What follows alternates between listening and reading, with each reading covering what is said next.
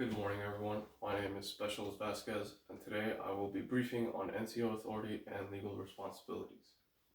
This brief is unclassified.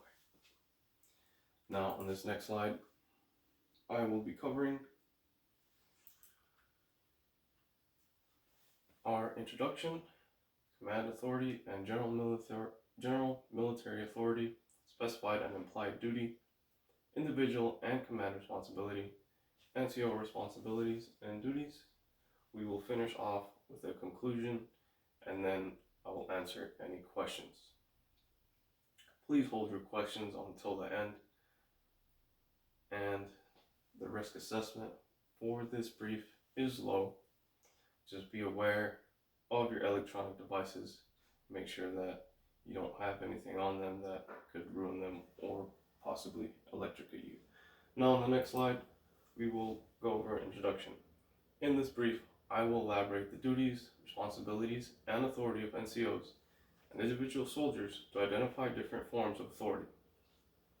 I will be using this PowerPoint to go along with my instruction. Now, authority.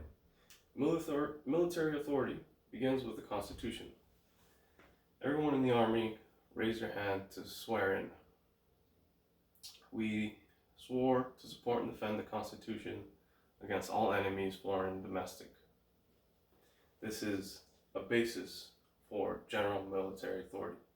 When the President, as Commander-in-Chief, commands the armed forces, he is at the very top of the chain of command. This is command authority. There are two different types, command and military authority. We will be going over both of these in the next slide. Command authority is command by virtue of rank or assignment. Just as I said, the President was voted in and assigned to that position, just as a commander will be assigned to be the commander of a unit. Command authority has the ability to give soldiers direction and control them to carry out the unit mission. We must also, in command authority, you must also care for your military members, which an example of this would be the morning formations, why now, who is FTR, where everyone is at.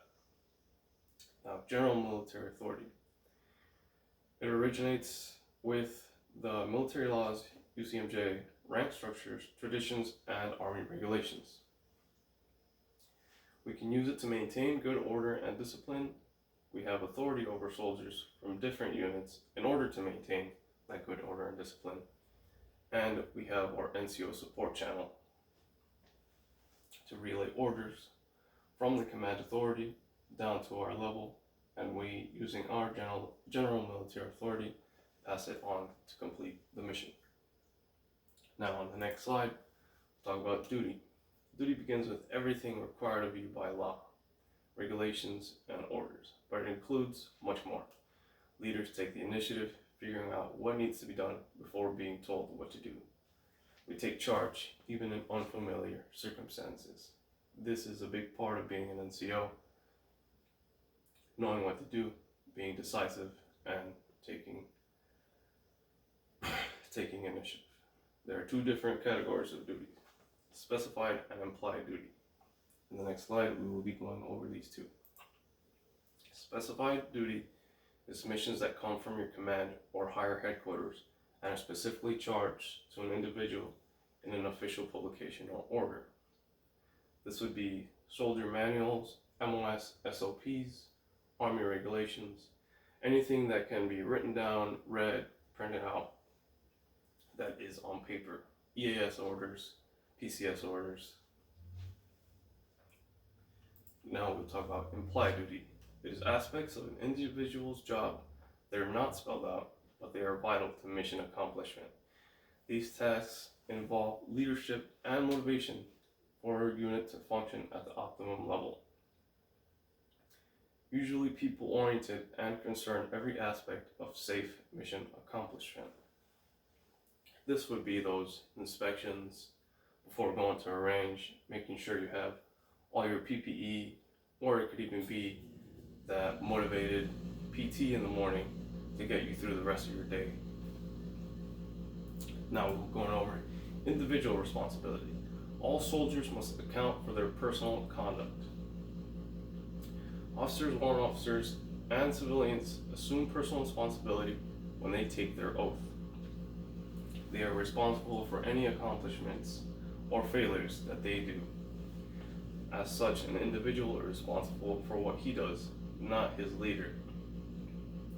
If one of your soldiers does something good or bad, you either recommend him for an award or you reprimand him for his actions. You are involved in the process, but he is awarded or reprimanded based on his performance. Now for the next slide, command responsibility.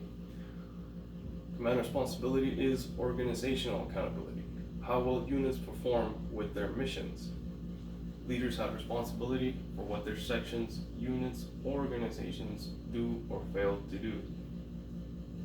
The commander is responsible for all the tasks and missions assigned to his company. This is sort of like the previous responsibility, but on a much larger scale. Now, roles of NCOs. NCOs receive their authority from their oaths of office, laws, rank structures, traditions, and regulations. This authority allows us to direct soldiers, take actions to accomplish the mission, and enforce good order and discipline. We ensure subordinates, along with any gear they have, are an effective unit and team, that they know how to use the gear, they are safe with it, and we can complete the mission. We train, lead, and take care of our enlisted soldiers.